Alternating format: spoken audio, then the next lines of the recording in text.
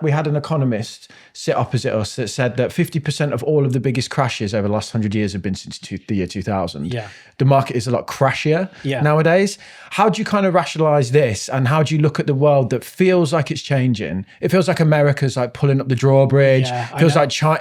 It feels for the first time like we're in a different kind of spot, doesn't it? This time is different, you know? This is a great argument as well. Now, it reminds me of one of my favorite charts. Again, if you zoom out on, there's a really cool graphic. It's got like the S&P 500, and it's got all the crisis and recessions that we've seen.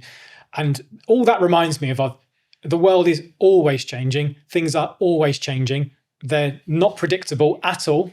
COVID is one good example. And this just reminds me that, well, it comes back to the way you invest. I just invest with a way that says, I have no idea what's going to happen. Our enemy for all of us is inflation. And what you do after that is up to you. But the thing we need to invest in is assets. And assets can be anything. Stocks and shares is like, a popular one. Gold could be one. Bitcoin could be one. But property could be one. But we need to invest in some kind of asset. As long as we know that, after that, fill your boots, do what you want to do, not your financial advisor, pick something, but you have to have some kind of assets. And I think, at least with the stock market, the way it is now, generally on how easy it is to access, the fact that we can put a few quid in and be owners of companies is amazing. That's incredible.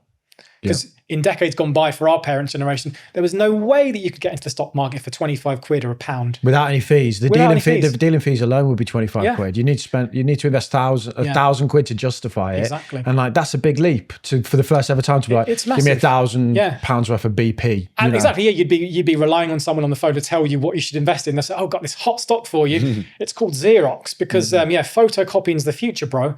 Or like, what is photocopying? Yeah, what is photocopying? I didn't work for you, did it? No, it didn't. You're not qualified to hit the buzzer. Damn it, I'm not good enough. It's like Thor's hammer. Like, it only works for me. Yeah, it knows. Isn't that funny though? But our generation, because we used floppy disks, didn't we? Well, just about, right? I remember having, for some homework, I'd put on a floppy disk, but no kid will ever know what a floppy disk is now. They think it's the save icon. Kids don't know what landline telephones are, or like analog clocks. Yeah, the clock with the hands. Is that what it's called? Which is crazy. Sounds about right. You still have those, mate. Yeah, no, but clocks with the hands. Honestly, because check it out. Because a lot of young people, you got a I'm not a young watch. person. He's got a clock with a hand on his wrist. A lot of young people have like Apple Watches, or they just have their phones, so they literally don't know how to tell the time because they don't use I know what clocks you're anymore. saying. I know what you're saying. But the bottom line is, the world is always changing. I personally don't worry about any of that stuff. I was saying, like, what kind of world would we need to live in where businesses aren't making money? Yeah. Where it's that bad that like people have stopped going out to try and make money. Yeah. I mean, it's the end of the world, isn't it? Basically. Yeah, I think you've got worse problems to worry about. If that is, for example, if the stock market went to zero, which in theory that would have happened because money has no value anymore. We don't know. The next 10 or 20 years could be the worst time to invest ever. It could be the worst, but I would rather invest than not invest. We have to do something, basically. Yeah. And it all comes down to that. So I don't know what's happening in the future. And like, even if the markets provide no return, what you've done is you've saved in a tax efficient way. Yeah. And I think if you're paying inside of a pension, for example, you're getting minimum 20% tax relief. You're probably getting an employer match as well, which is doubling your money. So you've got a really good return there. Something, and it's got to drop in half basically for you to even, which would be one of the worst market crashes ever. Of course it would, but and one thing to note as well, we'd all be in the same position. Yeah, right? We'd all be in it, and you'd still have a pot of cash of some sort because it's not going to go to zero unless we're all in the street fighting over cat food. Worst case, you've got a savings account which has lost you money, which is terrible, but you still got something. You still got some savings. You still got some tax efficient savings. And I don't really know another way to live life. You've got to do that without doing. And actually, going back to your point on pensions, this is a really important one. I think we sit here talking about investing, but almost everyone in the UK, if you have a workplace pension with auto enrollment, you're an investor. So it's in our benefit. And I think actually we could have a stronger country if actually more people were incentivized to know they own a little bit of the businesses they go and buy from every day. I think about the boomer example and like how everyone sits here and goes, God, they had the red carpet rolled out in front of them. And then I think, let's think of the life of a boomer. You had like the Cold War, you had the 70s, you had like strikes and Thatcher ripping up the country basically at points. And then you had the 90s. And the dot-com bubble. The dot-com bubble. They had the 90s where interest rates shot up and everyone was getting repossessed. And everyone's just like, oh, boomers had it so good. And think of like the lived experience was one of chaos, you know, throughout it, where they had all these massive events that we look at and go like, they must have felt like the world was going to end. Of course, yeah. And they ended up at the end going, oh, look at all the money we got. and that's it. And that's it. That's a story of long-term investing, really. And I think that, you know, maybe in 30 years, we'll all be sat here going, millennials have done all right. Yeah, we've done all right. We look at them with all that shit in there. Gen Alpha, you're fucked. They've all got Bitcoin and it went to zero. They're all just enjoy the hotter weather.